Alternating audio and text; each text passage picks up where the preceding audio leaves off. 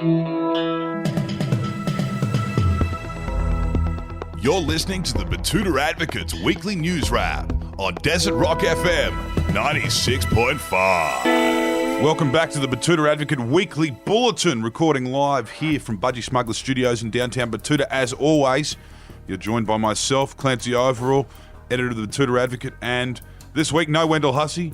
I don't know what he's doing. He's piss farting around. He's got a big weekend. I think he's got a Bucks on, doesn't he? Yeah. Errol, how are you, Errol? Yeah, I'm good, mate. Feeling a bit rough as a cat's tongue, as they say, but I'm looking forward to getting spear tackled into the cricket pitch tomorrow, running out there for the Mudaburasauruses. Oh, yeah, up the mighty mutts. I'll be at the Wall of Knowledge in the front bar of the Mudaburasauruses Footy Club.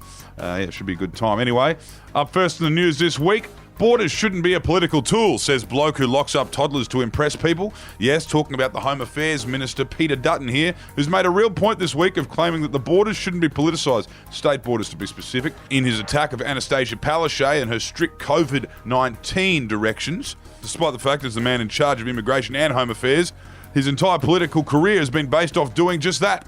We're of course talking about, Peter Dutton, because he is responsible ultimately for the Billawheeler toddlers being locked up on Christmas Island. But he is blowing up deluxe about Anastasia Palaszczuk playing hardball on our borders up here to try and keep that Melbourne virus out of our great state, Clancy.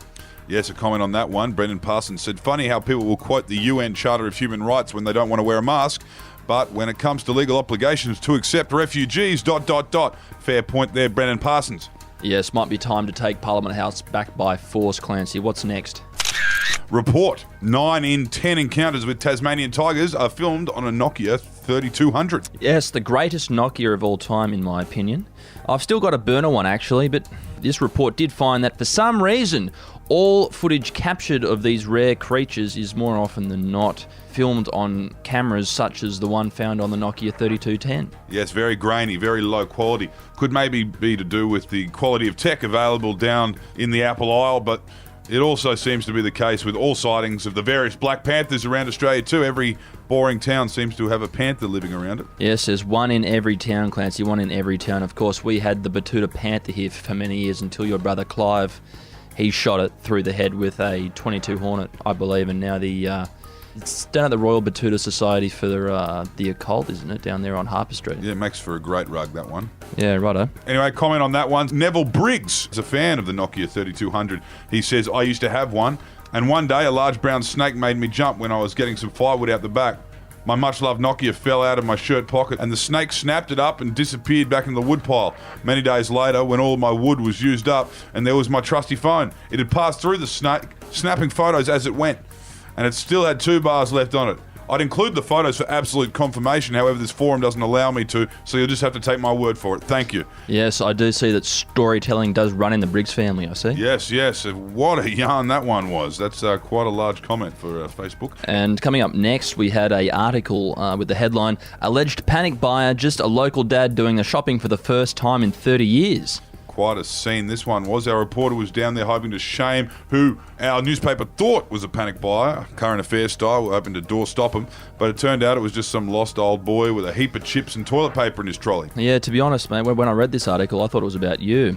But apparently, everyone down there was giving him a lot of space. They were pretty concerned that he was going to lash out like a concerned animal, but the staff ended up helping him out of the store without too much hassle, so I guess that's good. All's well and ends well. And up north, that's where you were this week, Errol. The Jeff Horn versus Tim Zoo fight marks Townsville's first tattoo-free punch-on since 1943. Yeah, the Ville was absolutely buzzing on Wednesday night, Clancy, but, poor old Jeff got dealt with, and I had to deal with one lippy young fella afterwards on the strand, but we won't get too much into that. But, it was quite the occasion up here in the deep north. That national service all that time ago serves you well, doesn't it, Errol? But back to the main event. It was the first time 2 blokes without any tattoos fought in Townsville since 1943, when several American soldiers made the fatal error of flirting with some local nurses on the Strand, sparking extreme jealousy amongst the nearby unmarried Australian troops. And since that day, almost every fight to take place in the pubs or streets of Townsville have featured at least one koi fish sleeve or Southern Cross chest tat. So it was truly a momentous occasion. It is rare to see two clean skins going the knuckle in the deep north nowadays. It certainly is. I think the last one before that was Robbie Katter and former Treasurer Alexander Downer. Yep, that was in Cairns. Former Foreign Minister, I should say. That was in Cairns during Robbie's Cowboy days. Was too. Finishing with some sports news, and Australian basketball courts were swamped after Luka Doncic inspires the nation's bitch-ass white boys with his three-pointer on the buzzer last week. Yep, well, I was one of those bitch-ass white boys down there on the courts after that. Clancy, and like the cricket nets after the first day of summer, suburban courts were flooded early this week after the Dallas Mavericks star drained the three to win the game against the Los Angeles Clippers. And from Lane Cove to St. Lucia, the white boys were out in force. Yes, and Luka did that one after one of the Clippers players called him a bitch-ass white boy. So the game-winning shot had the middle class of suburban Australian basketball fans up and about. The next Dirk Nowitzki, they're saying. Geez, that's a bit rude on Shane Heal, arguably the greatest white man to ever play the sport of basketball. Loved a power layup, old Hammer Heel, that's for sure. Anyway, that's all from us this week. Thank you for listening to the Betoota Advocate Weekly Bulletin. You look after yourselves, enjoy your weekend, and stay out of the pokies. Have a good one, everyone.